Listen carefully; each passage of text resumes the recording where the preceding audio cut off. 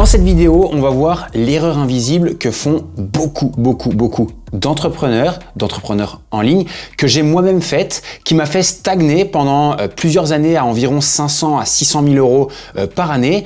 Mais surtout, j'estime que j'ai perdu environ la même somme en commettant cette erreur. Pire, on ne se rend parfois même pas compte qu'on l'a fait, et le jour où on se rend compte, ça peut être parfois trop tard.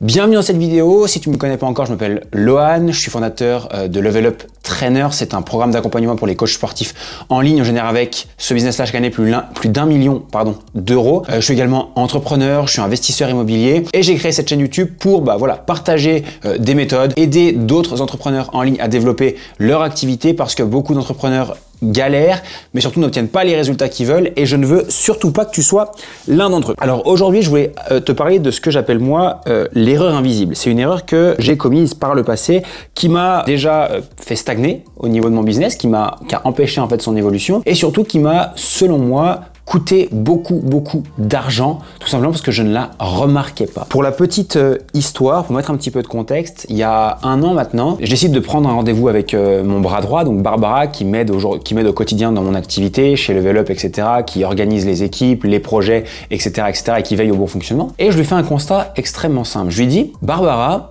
il y a un truc qui me chagrine. Là, il y a 1 an et demi en arrière, on était 2 dans l'entreprise et on générait X chiffre d'affaires. Et maintenant, on est 14 et on génère quasiment toujours la même chose. Est-ce que tu penses que c'est normal? Et à ce moment-là, je me disais, dans ma tête, j'avais eu l'intelligence et la présence d'esprit de m'entourer au fur et à mesure d'une équipe.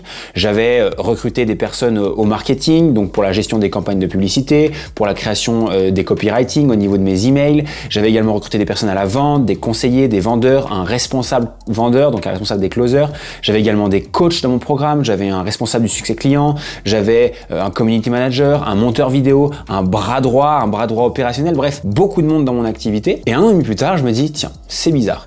J'ai récupéré beaucoup de temps pour moi, d'accord? J'ai délégué beaucoup de choses à des gens plus intelligents que moi, des gens qui également kiffent plus faire ces différentes tâches et ces différentes actions que moi. Mais malheureusement, en fait, j'ai pas les résultats attendus. Et j'ai commis une erreur extrêmement grave quand on est entrepreneur en ligne, et j'espère sincèrement qu'elle pourra t'aider, t'interpeller le plus vite possible. C'est que déléguer, c'est bien. J'aime bien appeler ça plutôt collaborer que déléguer, mais collaborer avec des personnes, c'est bien. Pourquoi? Parce qu'on va être en capacité de pouvoir récupérer du temps et de pouvoir récupérer de l'énergie, car on ne fait pas certaines tâches qui nous prendraient du temps et de l'énergie. Et qu'est-ce qui s'est passé dans mon cas? Ce qui s'est passé dans mon cas, c'est que j'ai récupéré beaucoup de temps dans mon business. Je suis passé de travailler 12 à 14 heures par jour à 2 voire 3 heures. Normal quand on s'est bien entouré d'une belle équipe qui est bien autonome. Or, l'erreur que j'ai commise, c'est que je n'ai pas remplacé ce temps-là, d'accord, le temps que je me suis rendu disponible, d'accord, le nouveau temps que je m'étais créé, je ne l'ai pas utilisé à bon escient pour mon business. C'est-à-dire que je n'ai pas réutilisé ce temps-là pour le mettre sur des actions à plus haute valeur ajoutée pour le business et qui auraient un effet de levier supérieur pour le business. Ce qui veut dire quoi? C'est qu'il était tout à fait normal que mes résultats soient toujours les mêmes. C'est même d'ailleurs une chance qu'ils soient restés les mêmes, tout simplement parce que j'avais délégué ça à d'autres personnes et moi je m'étais complètement retiré partiellement, voire quasi totalement du business. Or, aujourd'hui, quand on veut pousser la machine, quand on veut faire croître, quand on veut avoir des résultats exceptionnels, on doit absolument remplacer les tâches qu'on délègue par des tâches à plus haute valeur ajoutée qui sont potentiellement dans notre zone de génie et qui ont plus d'effet de levier pour le business. Dans mon exemple, une fois que j'avais délégué tout ça, j'aurais dû, et maintenant je le sais et c'est pour ça que le business continue de grossir, j'aurais dû passer plus de temps dans ma création de contenu. Parce que c'est là où je génère plus de prospects et c'est là également où je vais créer plus de relations et plus de confiance vis-à-vis de mes prospects.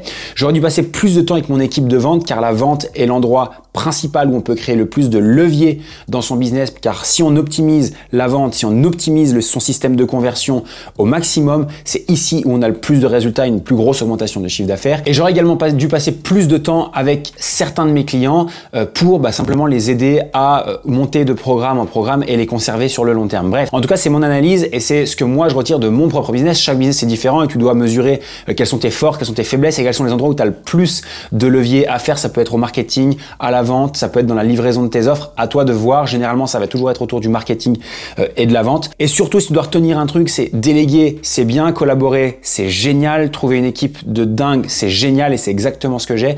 Mais tu dois absolument, et je dis bien absolument, réattribuer tout ou partie du temps que tu récupères à des tâches à plus haute valeur ajoutée qui ont plus d'effet de levier sur ton business. Je te dis pas de travailler comme un malade, je te dis pas de remplacer toutes tes heures et continuer à bosser 14 heures par jour. Je te dis qu'il faut simplement que tu réfléchisses intelligemment et que tu focuses ton énergie sur les actions qui ont du sens. Et je vais terminer par un petit exemple. J'ai deux petits exemples. J'ai une discussion d'il y a 3 mois en arrière avec une entrepreneuse que je connais qui a un super business qui est génial et qui a commis cette erreur très grave, l'erreur invisible de déléguer une énorme partie de son business, d'injecter beaucoup d'argent dans les équipes, quasiment les yeux fermés, parce que je pense aussi que j'aurais fait pareil. Sauf que la même chose, elle n'a pas réinvesti ce temps-là dans des tâches à plus haute valeur ajoutée.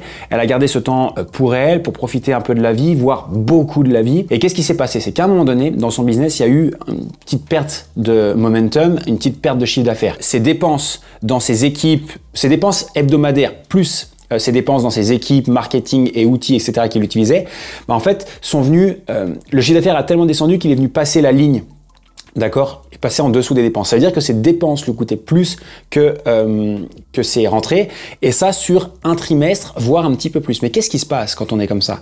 C'est la panique, on prend peur, on sort de l'argent de notre poche, et le business peut se retrouver en situation critique. Donc si on n'a pas bien anticipé, si on a trop délégué. Si surtout on n'a pas mis en place des actions qui nous permettaient de faire grossir le business et d'être serein pour avoir vraiment des revenus qui représentent au moins 3 fois nos dépenses hebdomadaires, ça peut devenir extrêmement, pas hebdomadaire, mensuel, ça peut devenir extrêmement compliqué. Et dans le cas de cette personne dont je te parle, c'est mettre la clé sous la porte et ne plus avoir du tout de cash alors qu'on avait un business qui générait plus d'1 million d'euros par an. Oui, ça arrive et c'est également mon rôle et la raison pour laquelle je tourne cette chaîne, c'est aussi te prévenir de ce qui peut potentiellement t'arriver. Donc retiens un truc, délègue c'est bien, mais réattribue ce temps-là à des tâches qui ont du sens, du levier pour ton business et tout ira bien pour toi. J'espère que cette vidéo t'a aidé. Si c'est le cas, n'hésite pas à me mettre un petit commentaire, ça fait toujours plaisir. N'hésite pas à me dire s'il y a d'autres sujets que tu aimerais que j'aborde dans ces vidéos-là. Idem, ça me donne des idées et ça me pousse à vous créer toujours plus de vidéos si vous les aimez. N'hésitez pas à mettre un petit j'aime, c'est la seule manière que tu pourrais, pour me dire entre guillemets merci et pour me faire continuer cette chaîne-là. Ça pousse la chaîne, ça m'aide à me faire connaître et ça fait toujours plaisir. Et puis t'abonner si tu veux recevoir davantage de contenu comme celui-là. Un grand merci à toi et à très vite. Ciao, ciao.